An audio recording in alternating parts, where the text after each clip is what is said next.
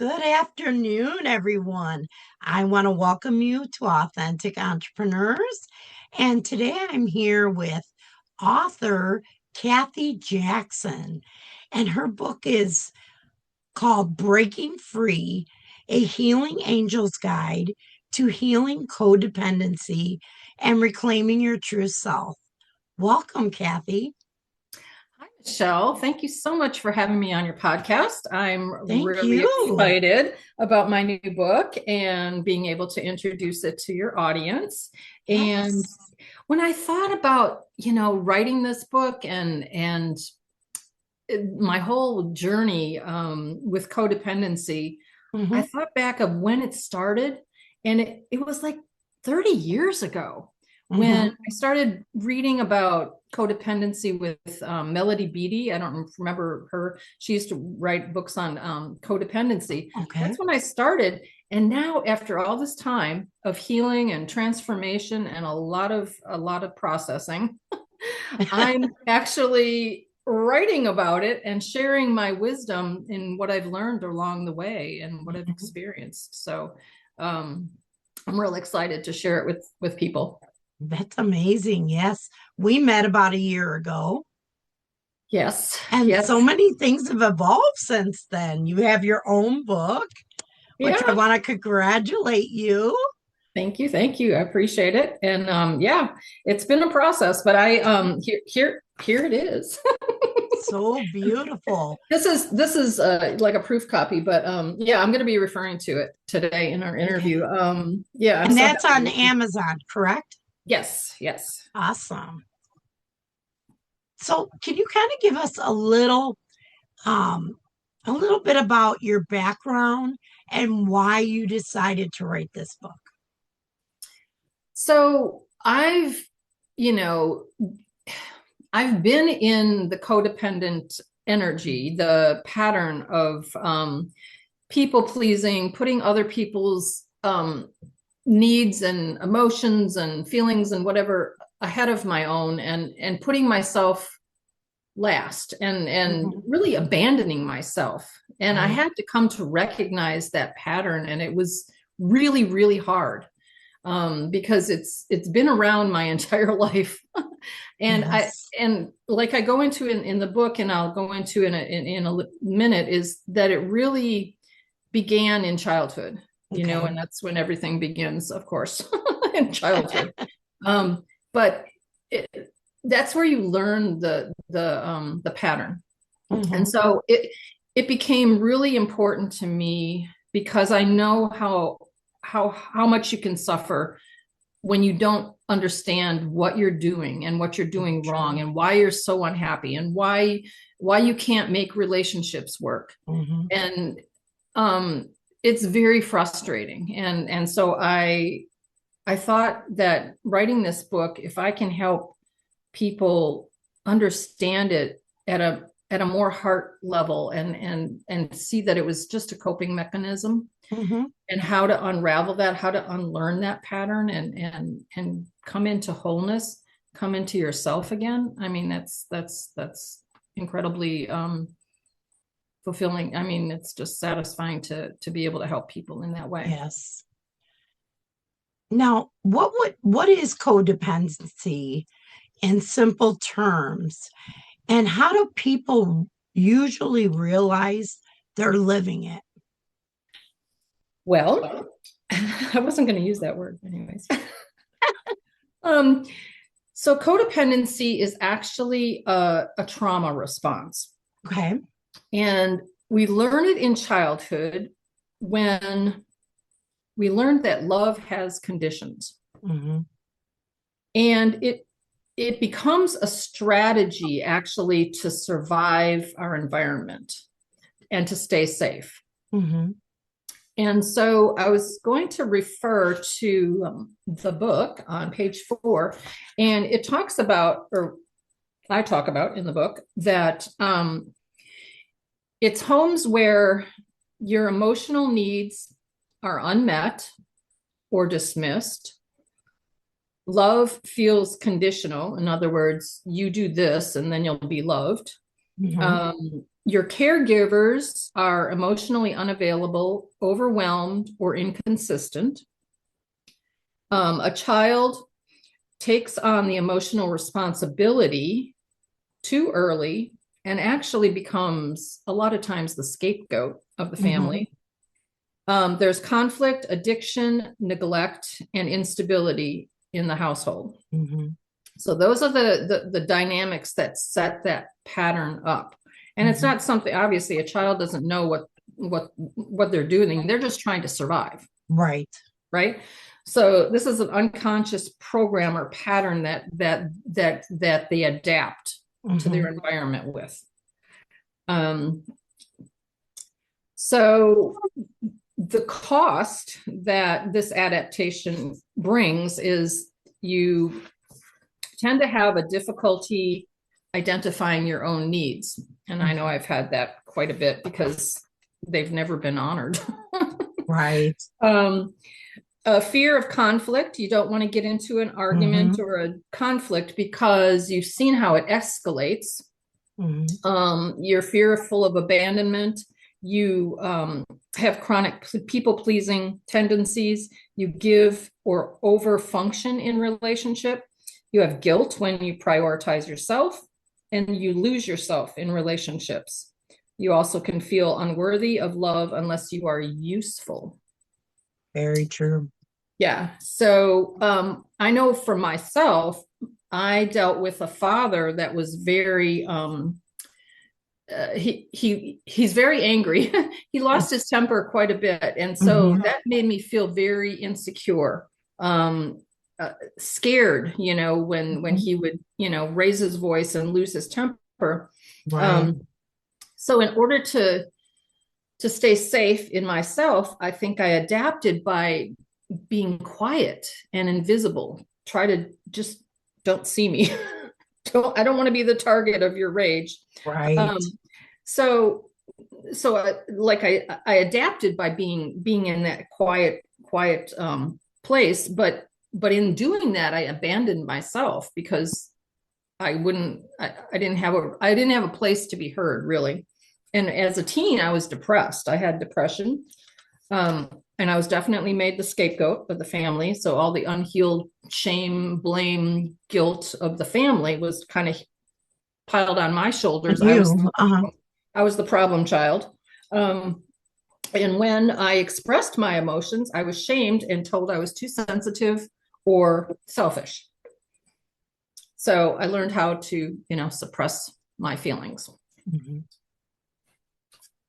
Do you think, okay, since that's how your childhood was, do you think you brought that as a mother onto your children? Of course, yes, Hmm. because when you're young, Uh-huh. you don't realize that you have those patterns and those programmings running in and people have children when they're young, typically. True. Hmm. I was 24 when I had my daughter. Hmm. um, and I didn't really start my self-development and healing process till I was well into my 30s. Hmm. And even later than that, when I really started doing the work, was probably more in my 40s. Hmm. um, so yeah, a lot of those patterns get passed down, even though I was somewhat aware of what was going on, but not to the depth of what I know now. No, right. So, and I thought I was, as most parents, you think you're doing better than your parents did, so you must be True. okay, right? And I did much better than my parents, but Hmm. you know, it's still, you still end up passing down stuff. Stuff to your children, Yep, yes. for sure. What is one small shift someone can make today to start reclaiming their true self, either in relationships or in business? I think the biggest thing to recognize is that when you're in constant fight or flight or struggle, or when you experienced a lot of trauma in childhood, you tend to um, leave your body. Mm-hmm. You Okay. disconnect. Mm-hmm. And so I think a big part of healing is to actually start tuning into your body and what your body is telling you. Um, which means like if you're being asked to do something or Mm-hmm. somebody has a question for you or you have to make a decision or whatever it is, take a pause, Mm-hmm. sit back, take some breaths before you respond. Um, Not always easy to do, especially Very true. if it's a triggering, whatever comment or whatever that somebody's making. But to learn to start practicing tuning in and taking that space to make your choice from inside of you, choosing how you feel underneath all the fear. So the fear will come up, but start tuning into what your body's telling you. Is it really tensing up and telling you that no, this is not a good idea? And are you gonna honor that? Are you gonna honor that feeling, that trust that feeling? Or are you just gonna acquiesce because it's easier? You don't want conflict. Right. So you don't really honor your feelings. So it's about getting into that practice of tuning in and taking the pause. Breathing is a huge way of checking into the body, getting grounded Yes. into the body. You have to connect. That's how Mm-hmm. you connect to your higher self, to Mm-hmm. source, to whatever you want to call it. Like that's how you connect, is through the breath. And um did you set boundaries with with the members of your family that these um issues were coming from? well, that's a really good question.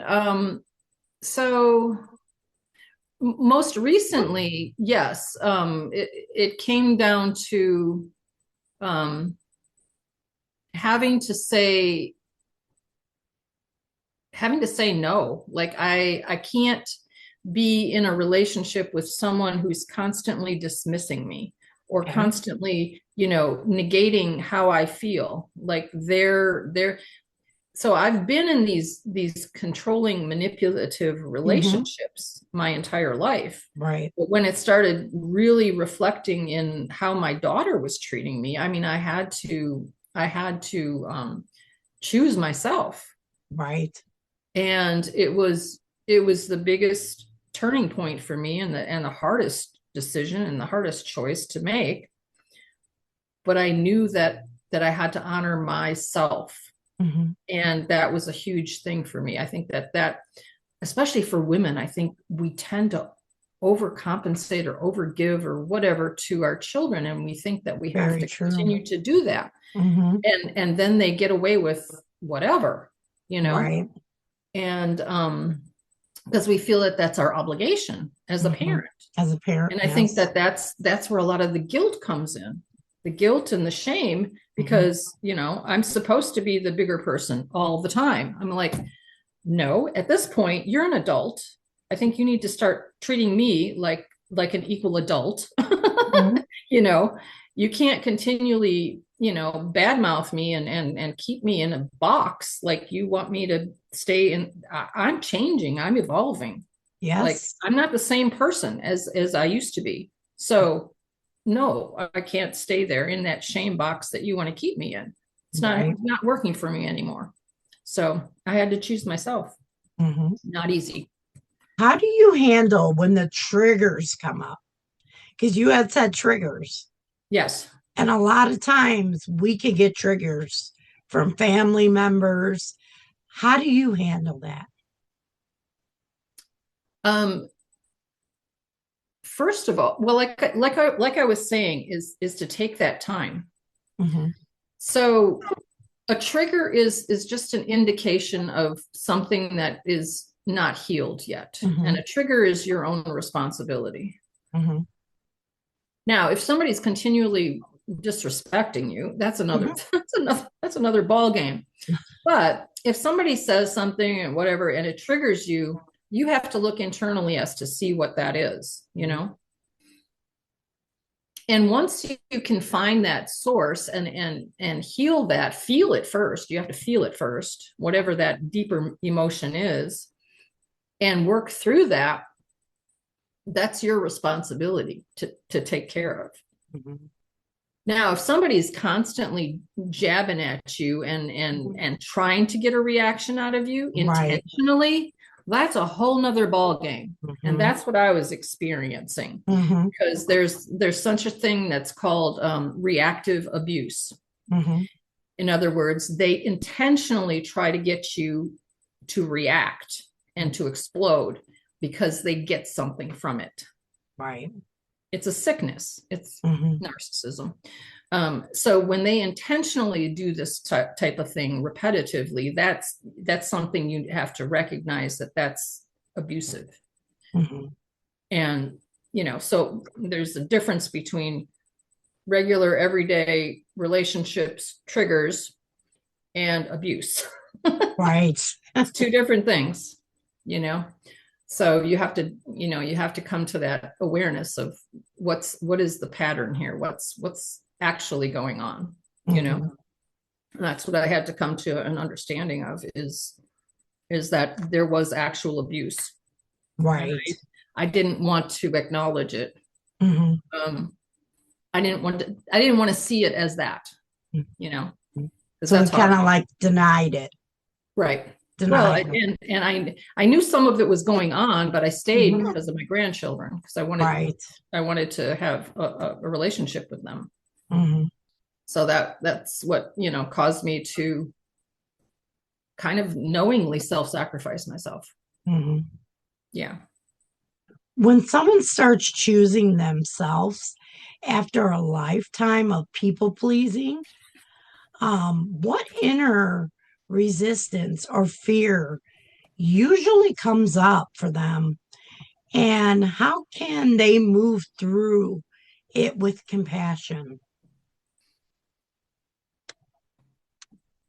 Well, first thing to do is kind of remember that your inner child was just trying to survive, Hmm. and to have compassion for that aspect of you. Hmm. And to understand that the fears had a purpose.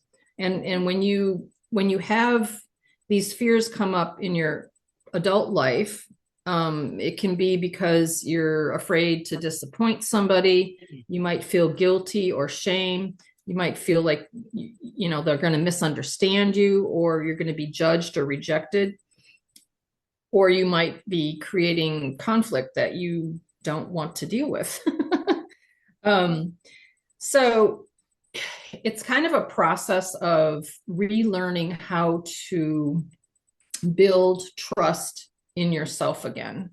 Because if you've spent lots of years, abandoning yourself, Hmm. you have to reconnect with yourself. And that's easier said than done. True, It's very true. it's a very, very challenging process for sure. And if you're and you have to look at your environment. If you're in an environment that's very controlling or abusive or manipulative, you can't really heal in that environment. um so that's the difficult part, because sometimes you can't escape it right Hmm. away, or you think True. you have no way out. Hmm.